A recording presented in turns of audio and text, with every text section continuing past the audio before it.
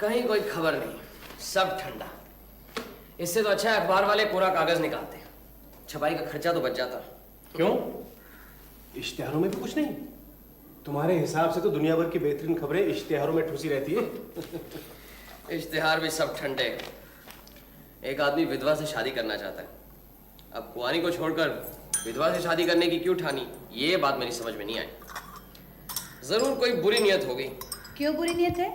ये काम तो कोई निस्वार्थ समाज सेवक ही कर सकता है। और कोई खबर? एक बीमा कंपनी ने बड़े बड़े हरफों में इश्तिहार दिया है कि वो पति पत्नी का एक ही बीमा करेगा, और इस जोड़े में कोई भी किसी को कैसे भी इस दुनिया से टिकट कटवा दे तो दूसरे को बीमे की सारी रकम मिलेगी। ये भी कोई बात हुई? इन बीमा कंपनियों ने तो जीना मुश्किल कर दिया। क्यों? इसमें भी कोई बुरी नियत छुपी हुई है? बीमा कंपनी का कोई अपना स्वार्थ नहीं, लेकिन दूसरों के मन में कुकर्म करने की इच्छा जगाना ये एक पुण्य काम नहीं। औरतों के मन में ऐसे पाप करने की इच्छा कभी नहीं आ सकती। ये तो सिर्फ मर्दों का ही काम है। अच्छा, रुको रुको, सुनो कोई ऊपर आ रहा है, लेकिन इतनी तेजी से क्यों? पुटीराम, जरा दरवाजा खोलना।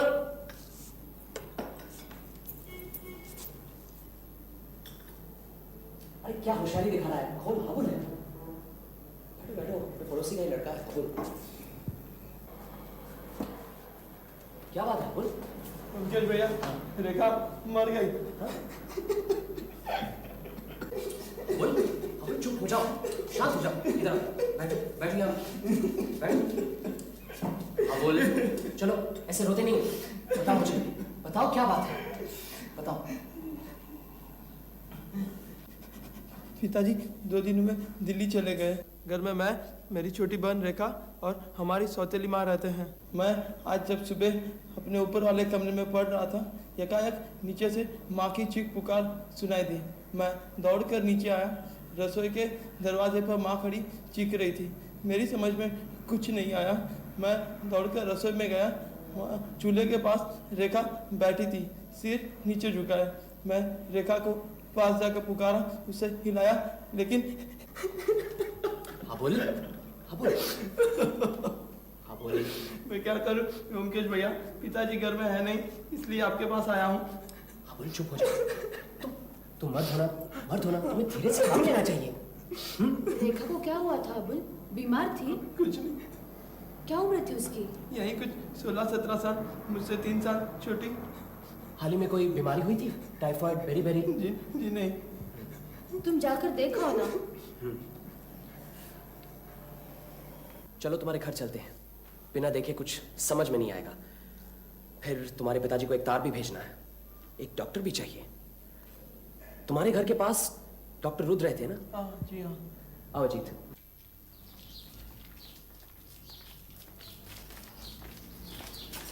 माँ, तुम यहाँ काम करते हो? जी। सामने वाले मकान में डॉक्टर रुद्र रहते हैं, उन्हें जाकर जरा बुला लो। रसोईघर कहाँ है? इस तरफ। चलो।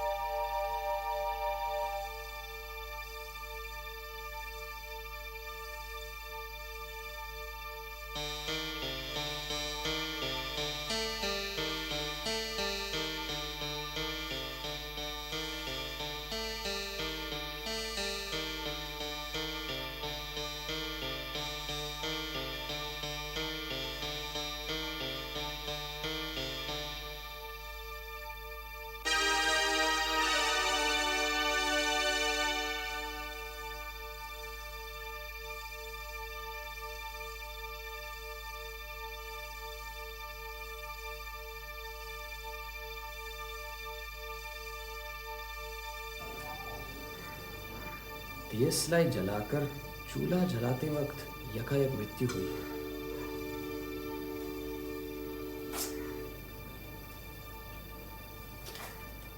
मौत के समय रसोई घर में और कोई नहीं था। देखो, लगता है शायद डॉक्टर रुद्र आए हैं। क्यों, क्या लगता है? क्या हुआ? मर गई? आप भी देख लीजिए। ये कौन है? पड़ोसी। देव कुमार बाबू की यही बेटी है? जी है। इसका नाम रेखा है? जी। क्या हुआ था इसे? बिल्कुल ठीक थी, यकायक।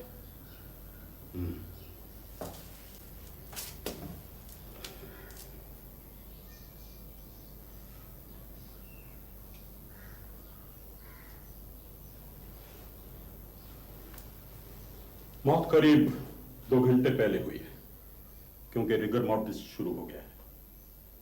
मौत की वजह क्या है, आप बता सकते हैं? बिना ऑटोप्सी के कुछ भी कहना बहुत मुश्किल है। मेरा ख्याल है अब मेरा यहां कोई काम नहीं, मैं चलता हूं। मेरी फीस 32 रुपए मेरे घर भिजवा दीजिएगा। और हां, पुलिस को इन्फॉर्म करना मत भूलिएगा, क्योंकि मौत संदेहजनक है। अबुल, अपने नौकर को बुलाना सर। हरी! कागज सर।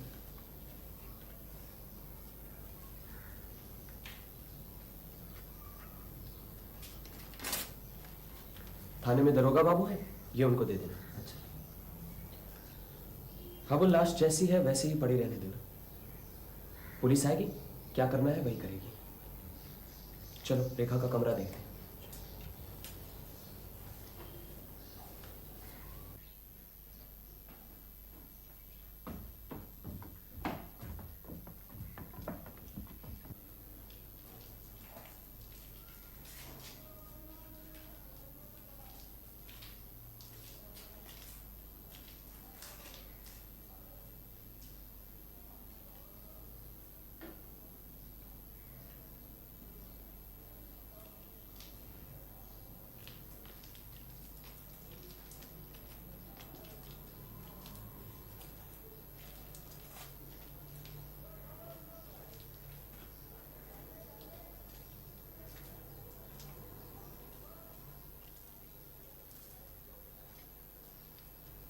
ये सामने वाला मकान डॉक्टर रुद्र का है? जी।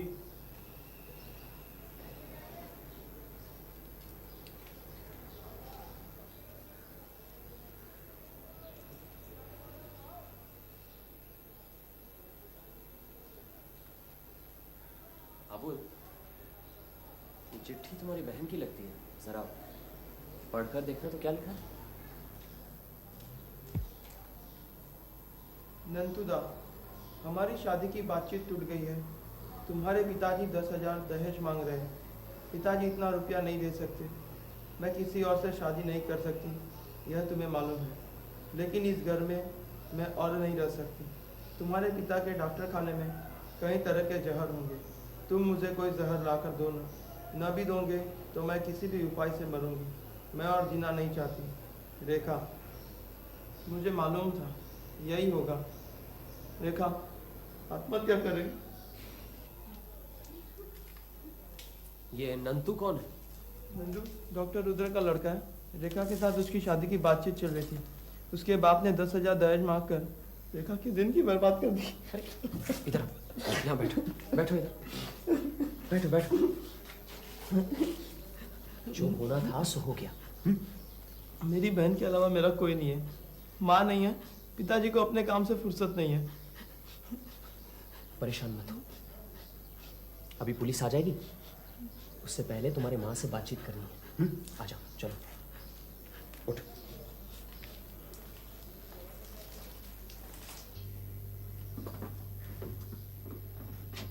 क्या बात हुई, आप कुछ बता सकती हैं?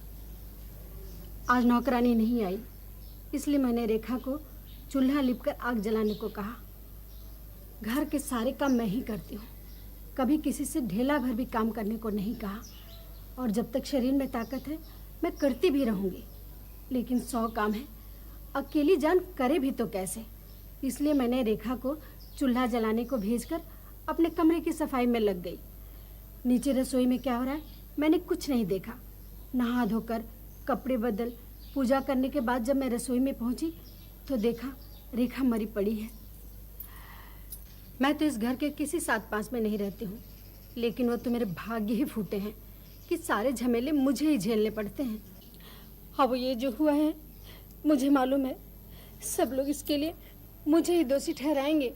वो यहाँ नहीं है, वो यहाँ आकर क्या तूफान खड़ा करेंगे मैं सोच भी नहीं सकती। मैं तो वैसे भी उन्हें फूटी आंखों नहीं भाती हूँ।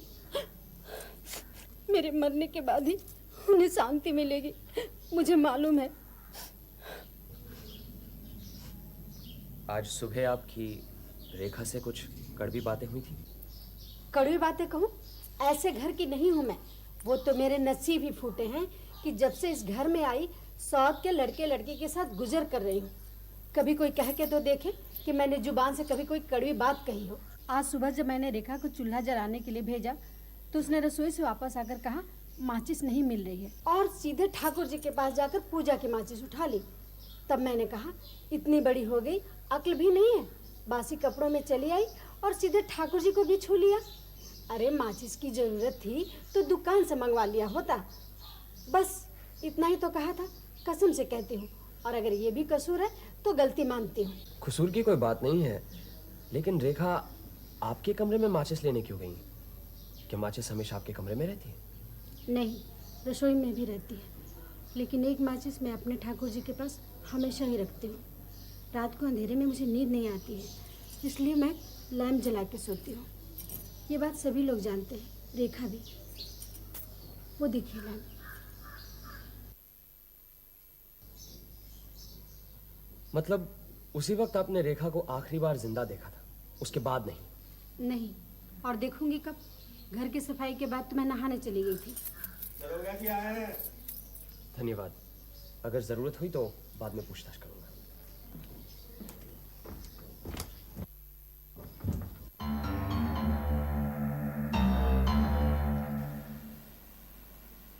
देखो देखो, अखिल भारतीय साइंस कांग्रेस में हमारे हाबुल और रेखा के पिताजी प्रोफेसर देव कुमार सरकार ने एक लंबी स्पीच दी। क्या कहते वो? कहा है भारतीय वैज्ञानिकों की विज्ञान से रुचि नहीं है, ये धारणा बिल्कुल गलत है। इसका ज्वलंत उदाहरण है हमारा प्राचीन भारत। विज्ञान का बीज मंत्र भारत में ही हुआ है, लेकिन वर्तमान में हमारी दशा सोचनीय है। फिर भी सारी असुविधाओं के बावजूद हम अपनी छोटी लेबोरेटरीज में जो कुछ चमत्कार कर रहे हैं उसे प्रोत्साहन, आर्थिक सहायता और सहानुभूति चाहिए। फिर हम भी दिखा सकते हैं कि भारतीय वैज्ञानिक विश्व के अन्य वैज्ञानिकों से कहीं भी कम नहीं है।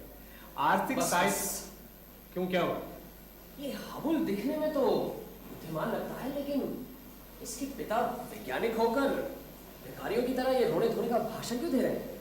क्यों, इस भाषण से क्या वो बुद्धिमान नहीं लगते? ऐसी बात नहीं है, लेकिन फिर से शादी करना कोई बुद्धिमानी का परिचय तो नहीं। कब मिले थे तुम उनसे? 1-2 बार देखा है उन्हें, तार पहुंच गया होगा। आज आ जाना चाहिए उन्हें। तुम्हें क्या लगता है, रेखा ने आत्महत्या की है? तुम्हें क्या लगता है? आत्महत्या ही होगी, चिट्ठी में तो साफ लिखा है। हाँ, लेकिन आत्महत्या हुई कैसे? जहर खाकर। ये भी तो चिट्ठी में लिखा है। अरे इस चिट्ठी में लिखा जरूर है, लेकिन चिट्ठी जहां पहुंचनी थी वहां पहुंची नहीं, लिखने वाले के तकिए के नीचे रह गई। फिर जहर कहां से मिला? चिट्ठी में तो ये भी लिखा था कि जहर न मिलने पर किसी और तरीके से। लेकिन चिट्ठी भेजने से पहले ही दूसरा तरीका अपना लिया। क्या ये मुमकिन है? फिर चूल्हा जलाते जलाते कोई आत्महत्या नहीं करता।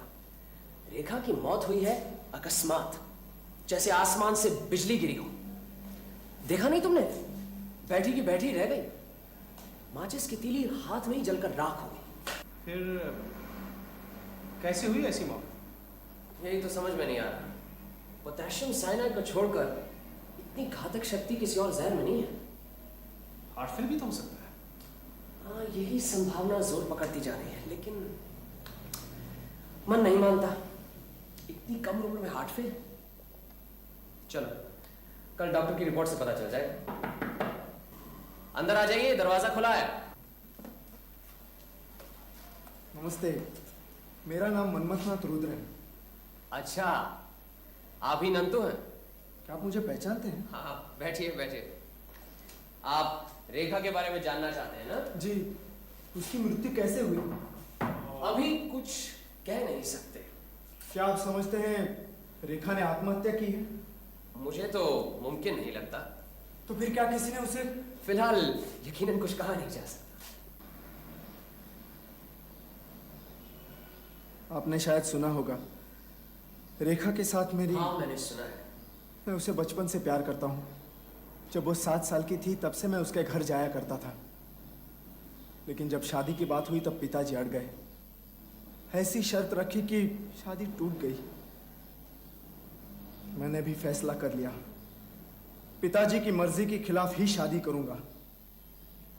इस बात पर हमारा झगड़ा भी हुआ। उन्होंने कहा मुझे घर से निकाल देंगे, लेकिन मैं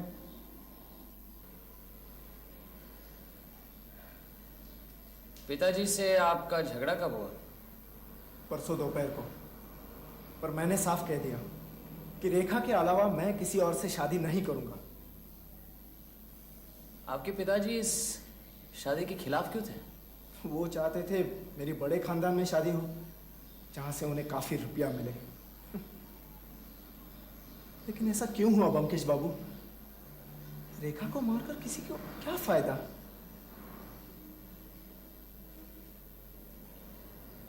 आपके पिताजी को फायदा हो सकता है। पिताजी? नहीं नहीं, ये आप क्या कह रहे हैं?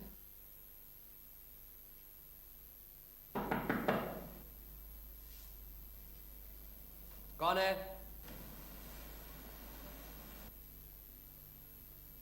नमस्कार प्रोफेसर देव कुमार, तार मिल गया आपको?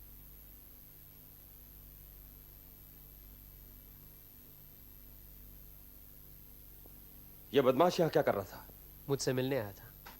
लड़की की जान लेकर भी इसका पेट नहीं भरा? यह और इसका बाप दोनों नरपिशाच हैं।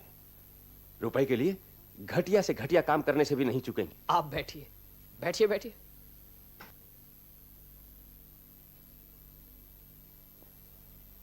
हाबुल ने आपके बारे में सब बताया मुझे। आपने जो हमारी मदद की उसके लिए बहुत बहुत धन्यवाद। क्या कह रहे हैं आप? अगर मदद की भी तो पड़ोसी के नाते यह हमारा कर्तव्य है। फिर भी आप इतने व्यस्त आदमी हैं। अच्छा, क्या हुआ था रेखा को? कुछ समझ में आया? घर पर कोई ठीक से बता नहीं पा रहा। कुछ कह नहीं सकते प्रोफेसर, देखते हैं डॉक्टर की रिपोर्ट में क्या निकलता है। अगर मेरे पास रुपया होता तो इस केस की छानबीन का भार मैं आपको सौंपता, लेकिन क्या करूं, मेरे पास इतना रुपया है ही नहीं। ये आप क्या कह रहे हैं? आप तो... नहीं व्योमकेश बाबू, बिना फीस दिए मैं किसी की मदद लेना नहीं चाहता। पुलिस पहले ही तहकीकात कर रही है, जो भी करना होगा वही करेगी। और फिर तहकीकात से क्या होगा? मेरी बेटी तो मुझे वापस नहीं मिलेगी। धन्यवाद व्योमकेश बाबू, मैं चलता हूं।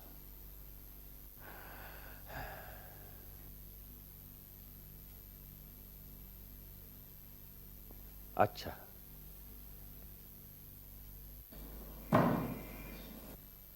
चलो, एक शंका का समाधान तो हुआ। मेरा ख्याल था प्रोफेसर अपनी पहली पत्नी के बच्चों से प्यार नहीं करते, लेकिन कम से कम अपनी बेटी से तो बहुत प्यार करते हैं। अरे, ये सिगार यहीं भूल गए? भुलक्कड़ मिजाज के है बेचारे। डॉक्टर रुद्र पर बहुत बिगड़े हुए थे। कल इंस्पेक्टर बिरेन से मिलना है। आइए ब्योमकेश बाबू, मैं आपका इंतजार कर रहा था। डॉक्टर की रिपोर्ट आ गई। बार बार मुआयना करके भी मौत की वजह का मालूम नहीं चल सका। शरीर में कहीं कोई चोट का निशान भी नहीं है, पेट में जहर भी नहीं मिला, हार्ट भी नॉर्मल और हेल्दी है। यकायक स्नायु मंडली के अपने काम बंद कर देने की वजह से यह मौत हुई है। अब यह केस कॉर्नर्स कोर्ट में जाएगा, वहां से अज्ञात वजह से मौत की राय दी जाएगी। और फिर हमारी मर्जी। हम ये तहकीकात जारी भी रख सकते हैं और इसे बंद भी कर सकते हैं। मेरे ख्याल से तहकीकात जारी रखनी चाहिए। क्यों? आपको किसी पर शक है क्या? अगर हमें इस मृत्यु की गुत्थी को सुलझाना है तो पहले हमें यह पता लगाना होगा कि यह मौत हुई कैसे। जब तक कि हमें इसका पता नहीं लगेगा, इस पर या उस पर शक करने से कोई फायदा नहीं है। लेकिन डॉक्टर की रिपोर्ट से जब कुछ पता ही नहीं लगता तो डॉक्टर ने तो सिर्फ रेखा की लाश का मुआयना किया है, लेकिन लाश के अलावा हम और भी बहुत कुछ जान सकते हैं। और अगर डॉक्टर को किसी चीज के बारे में पता नहीं लगता, वो हम भी नहीं जान पाएंगे। ऐसी तो कोई बात नहीं।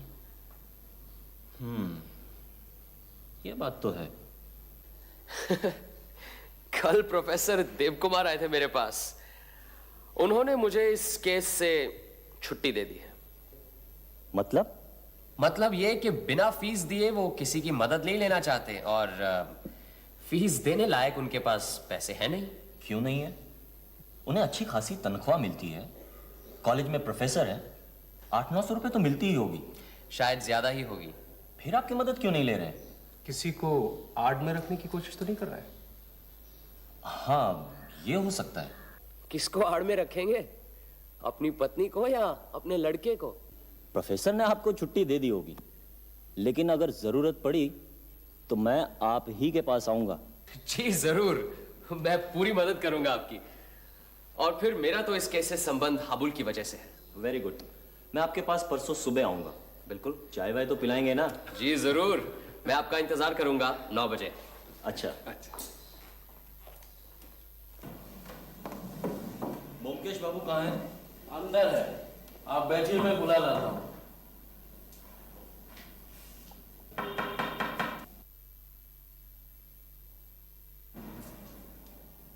कौन? बोलो मुदीराम, मैं राहुल हूँ।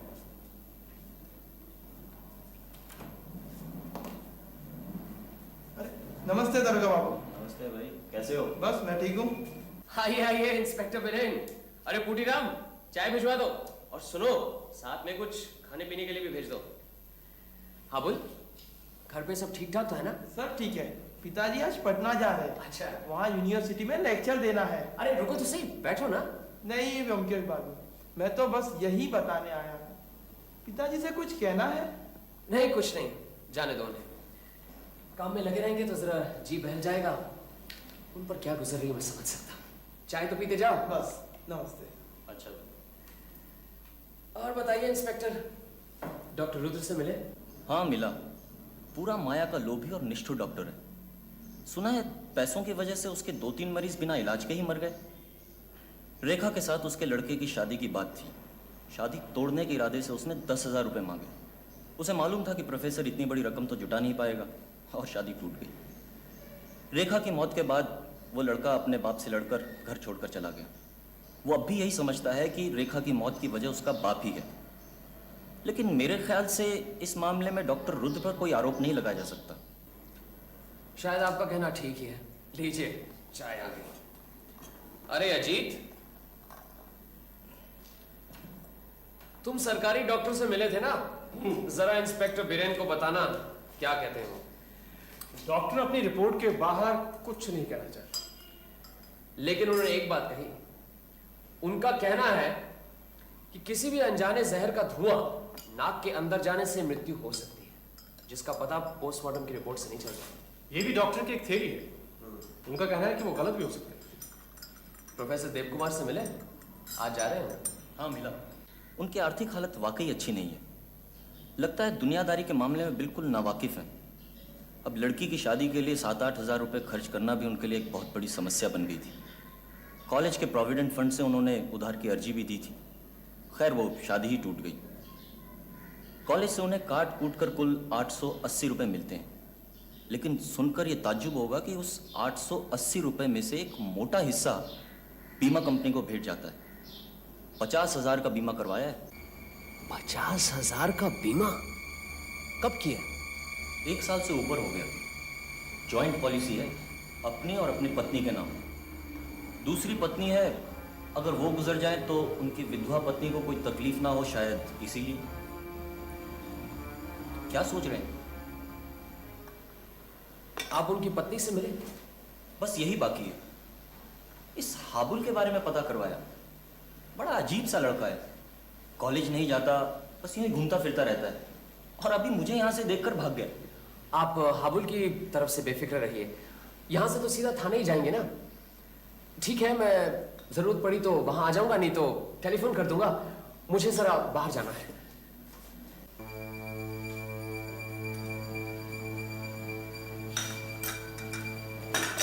मैं भी चलता हूँ। ठीक है।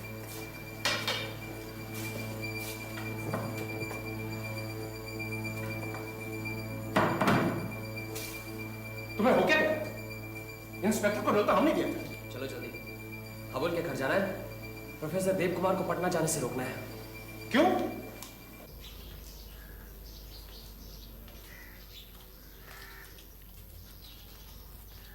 प्रोफेसर देव कुमार, प्रोफेसर देव कुमार है? क्या हुआ? हाबुल क्या हुआ हाबुल को? किधर है वो? ऊपर अपने कमरे में। चलो।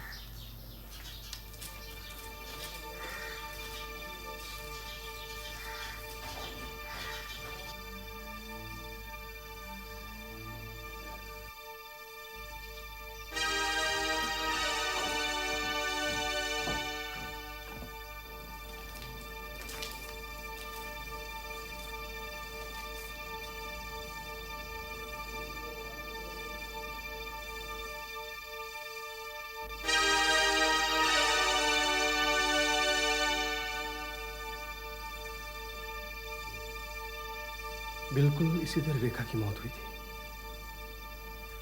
उफ, किस्मत की मार देखो, बुरा करने वाले का यही हाल होता है। क्या हुआ?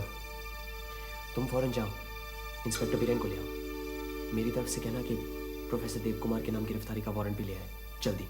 लेकिन तुम जाओ तो सही, मैं बाद में समझा दूंगा। साथ में ये भी कहना कि हाबुल अपनी बहन रेखा की तरह मर गया। जाओ जल्दी जाओ।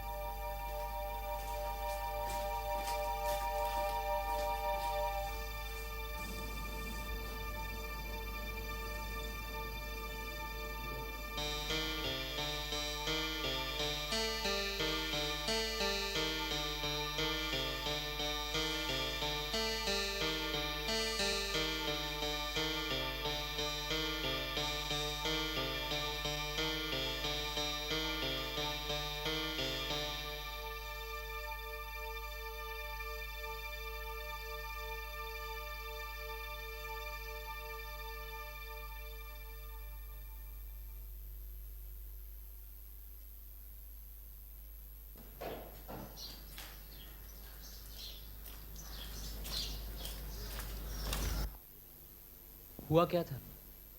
हाबुल छुप छुप के सिगरेट पिया करता था। कई बार खरीद कर मैंने हिला के दिया। आज माचिस नहीं थी उसके पास। उसने कहा माचिस ला दो, तो मैं माचिस लेने गया बाजार में। मुझे और भी कई काम थे। माचिस लाने में देर हो गई। जब मैं माचिस लेकर आया तब वो अपने कमरे में खत्म हो चुका था। फिर तुमने क्या किया? प्रोफेसर साहब आज ही पटना जाने वाले थे। उनको बताया, वो फौरन ऊपर गए और वहां उनको देखकर रोने लगे। वो माचिस कहाँ है जिससे हाबुल ने सिगरेट जलाई थी? वो तो साहब ने उसके हाथ से ले ली थी। अच्छा, उस वक्त माँ जी कहाँ थी? रसोई घर में। प्रोफेसर देव कुमार कहाँ है? अपने कमरे में।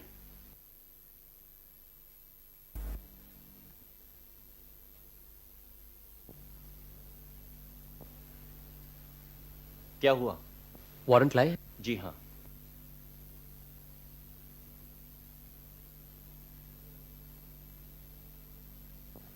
बुरा जो देखन मैं चला, मुझसे बुरा न कोई।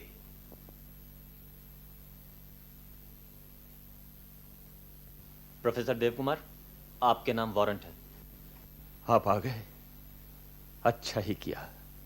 मैं खुद ही थाने जा रहा था। लीजिए, पहनाइए हथकड़ी। उसकी कोई जरूरत नहीं, हम तो सिर्फ आपको बताने आए हैं।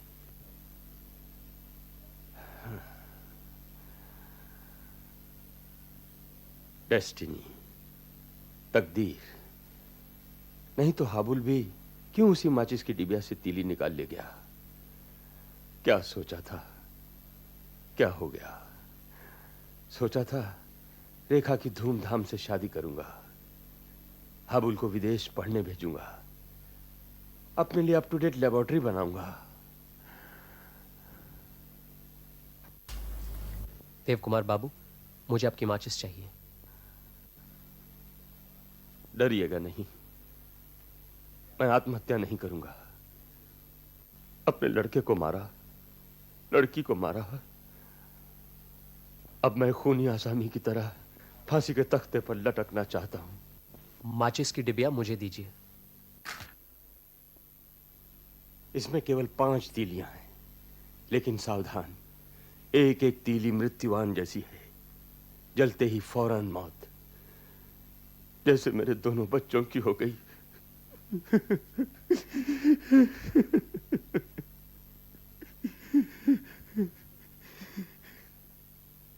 क्या इजाद की है मैंने, पलक झपकते ही मौत होगी, लेकिन कहीं कोई निशान नहीं रहेगा। आधुनिक युद्ध नीति में एक भयंकर तब्दीली होगी। यह विष नहीं है, एक महामारी है, लेकिन बुरा जो देखन मैं चला। प्रोफेसर देव कुमार, मेरे ख्याल से अब चलना चाहिए। हाँ। आप अपनी पत्नी से नहीं मिलेंगे? पत्नी? मेरी फांसी के बाद बीमे का सारा पैसा उसी को तो मिलेगा। किस्मत का खेल देखिए।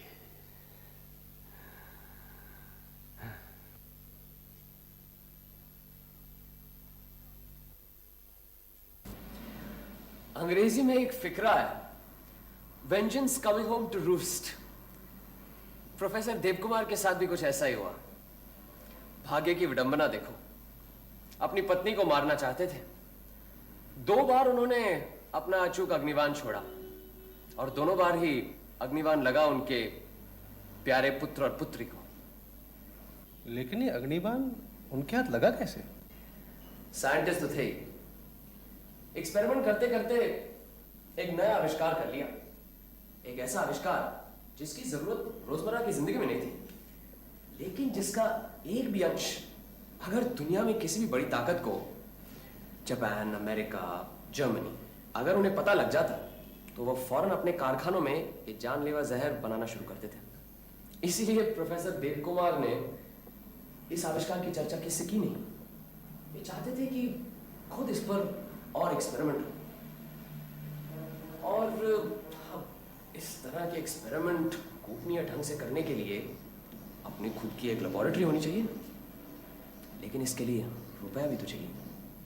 जो लोग मानसिक मेहनत करते हैं उन्हें सांसारिक जीवन में शांति चाहिए, लेकिन छुआछूत, पूजा पाठ मानने वाली और हमेशा कचकच करने वाली दूसरी पत्नी ने प्रोफेसर देवकुमार का जीना मुश्किल कर दिया था। अमूमन कोई अपनी स्त्री की हत्या करने की बात नहीं सोचता, लेकिन अगर कोई ऐसा सोचता है तो हमें समझ लेना चाहिए कि बात बर्दाश्त से बाहर पहुंच गई है। अब इस घातक जहर का आविष्कार प्रोफेसर देवकुमार ने किया, और मेरा ख्याल है कि तभी उन्होंने ऐसा सोचा होगा कि अपनी स्त्री को रास्ते से हटा देना चाहिए। इन्हीं दिनों अखबारों में पति पत्नी का इकट्ठा बीमा करने की योजना के बारे में उन्होंने पढ़ा।